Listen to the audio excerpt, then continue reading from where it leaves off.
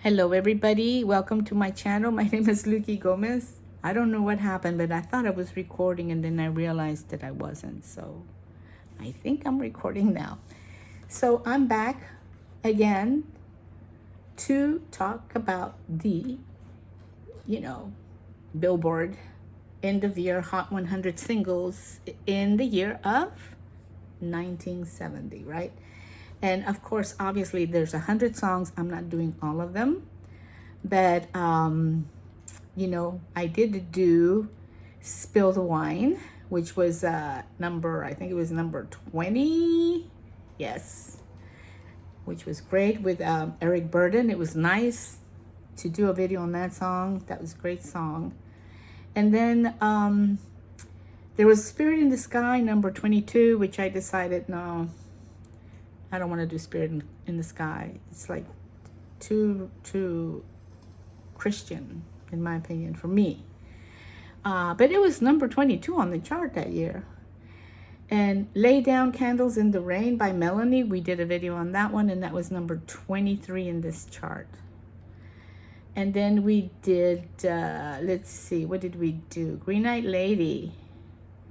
That was number 30. That's number 30 on this chart, and I love that song. The lyrics are awesome. The music in that song is incredible. Musicians are great. "Green Eyed Lady," it was the only hit they had, but what a song. What a hit. Okay? So then after "Green Eyed Lady," "Signed, Sealed, and Delivered" by Stevie Wonder was number 31, but nah, it's a nice song. It's got a catchy tune. People still really like it a lot, but the lyrics are okay, And then number 32, "Ride Captain Ride" by the Blues Image. And I listened to that song. Of course, I remember it. I remember all these songs. But, I decided I didn't want to do that song. And then after that one, 33, is "Venus" with by the Shocking Blue. And that's a pretty cool song in terms of its music and how it sounds, and that's probably why it was really popular. But the lyrics are kind of, I don't know, I didn't like the lyrics that much, so I decided not to do that one. Number 34, we have "Instant Karma" by John Lennon, which I was very tempted to do. I have to admit, I like John Lennon very much, but "Instant Karma," it kind of is a little out of date. I mean, do we really believe in karma anymore? I mean, back in the 70s we did, and for a long time we have, but I don't think we pretty much believe in that anymore. At least I don't.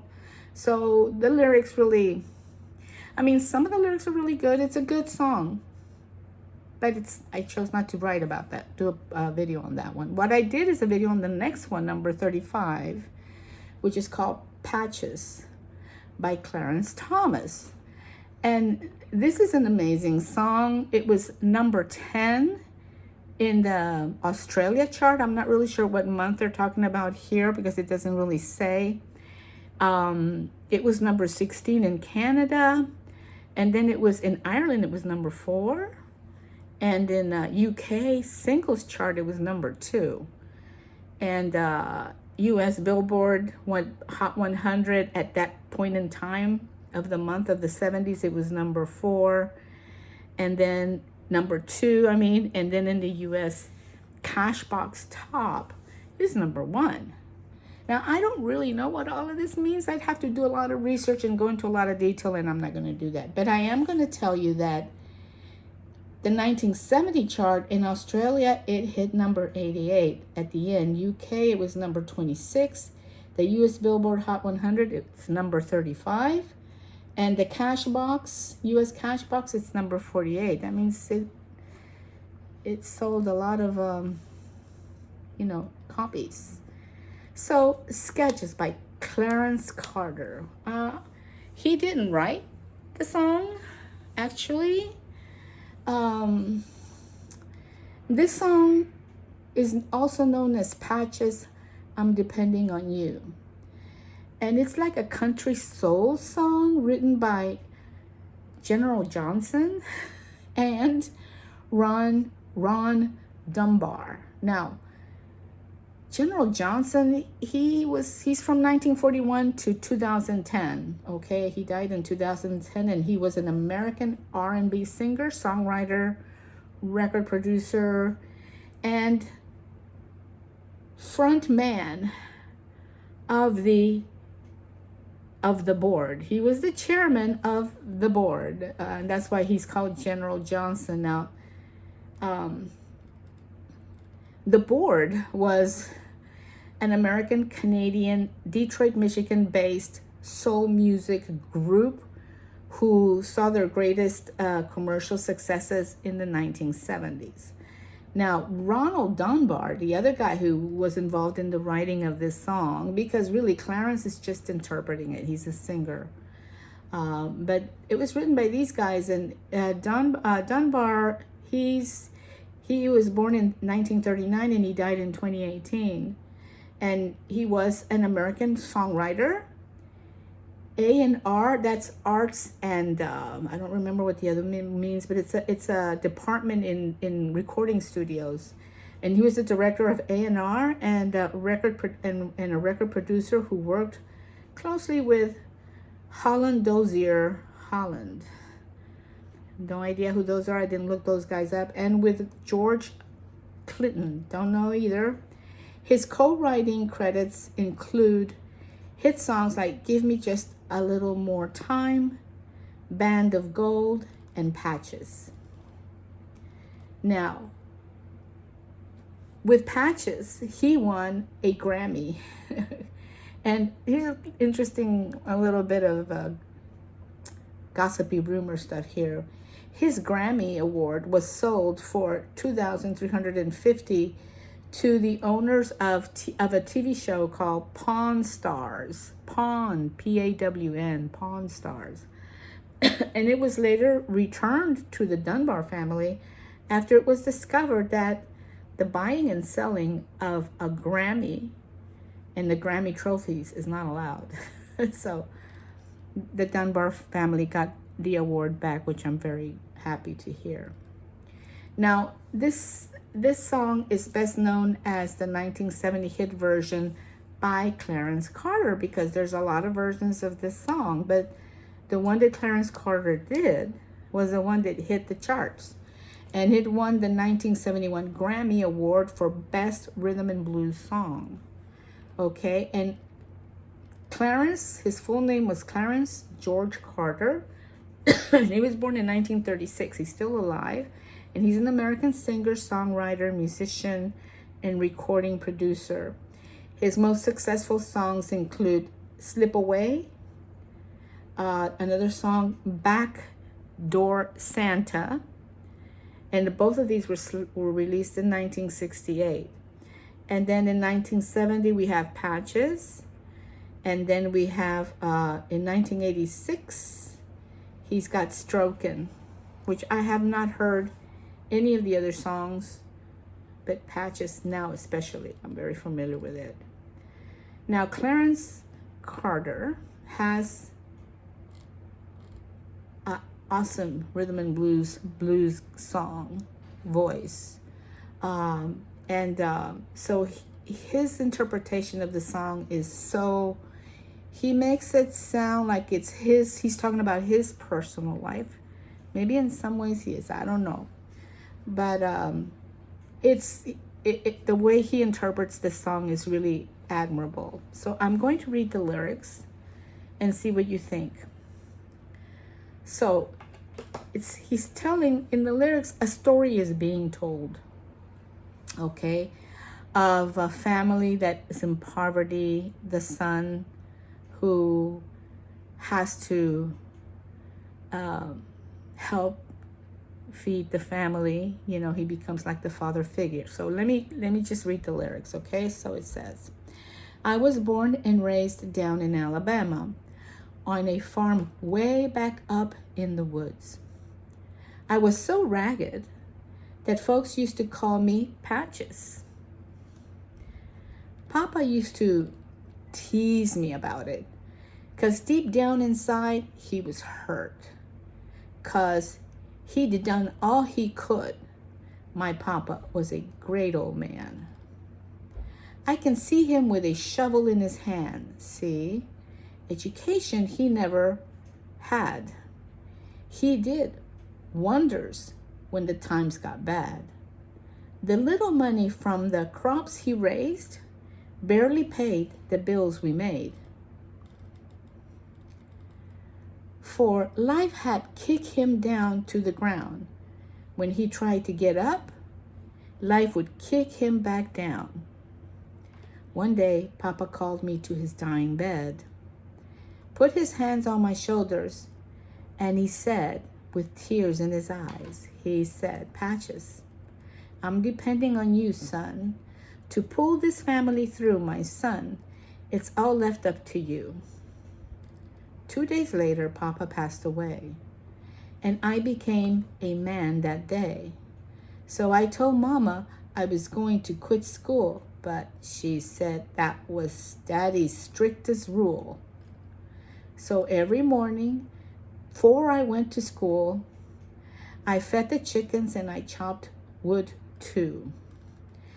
Sometimes I felt that I couldn't go on. I wanted to leave, just run away from home. But I would remember what my daddy said, with tears in his eyes, on his dying bed. He said, Patches, I'm depending on you, son. I try to do my best. It's up to you to do the rest. Then one day, a strong rain came and washed all the crops away. And at the age of 13, I thought I was carrying the weight of the whole world on my shoulders. And you know, Mama knew what I was going through, 'cause every day I had to work the fields, 'cause that's the only way we got our meals. You see, I was the oldest of the family, and everybody else depended on me. Every night I heard my mama pray, Lord, give him strength to make another day. So years have passed and all the kids are grown. The angels took Mama to a brand new home. Lord knows, people, I shedded tears, but my daddy's voice kept me through the years, saying, Patches, I'm depending on you, son, to pull the family through.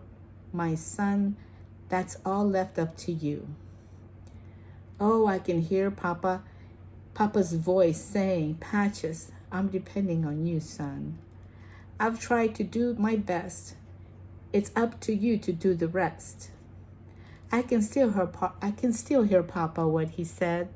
Patches, I'm depending on you, son, to pull the family through. My son, it's all left up to you.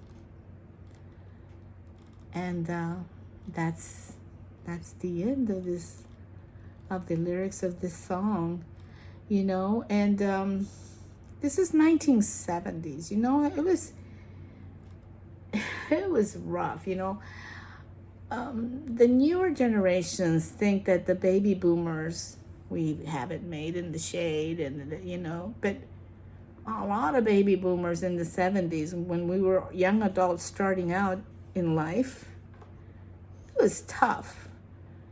You know, it was tough finding work. It was tough making it. It was tough getting ahead. Now, obviously, he's talking about when he was a kid, you know, so I'm assuming 70s, 60s, maybe the 50s, right?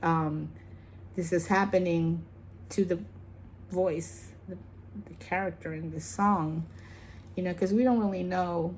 It's written by these two, collaboration of these two men, but we don't really know who are the protagonists in this song. So all we can do is just kind of imagine, you know, like I was saying earlier, you can write some lyrics and write and put them to music and publish it.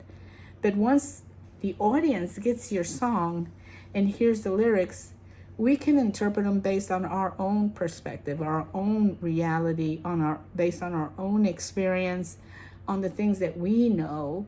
And so, yeah. So it's like, we don't know with this song. We really don't know because the person who's singing the song, right? He didn't write it. Clarence Carter did not write this song. He's just singing it and interpreting it. So all we have to go by is these two men, Dunbar and General Johnson, who collaborated in the writing of this song. So anyway, I hope you guys really liked this song. I think it's very, very deep. He sings it really well. He does a great job at it. Very touching, you know. But once you really look at the lyrics and study the lyrics and see what's going on, it's like very touching. To think how children sometimes do support a lot of weight and responsibility in their families sometimes, you know. So it's just interesting. It even doesn't matter if you have a lot of wealth or if you don't. Oftentimes it's the children who are carrying these weights, these expectations from their parents, you know, their grandparents, and what they're supposed to do, how they're supposed to behave, you know. And so that's probably why we had a cultural revolution in the 60s, you know, because sometimes it was probably just too much, you know. And plus maybe it was just time to change, you know.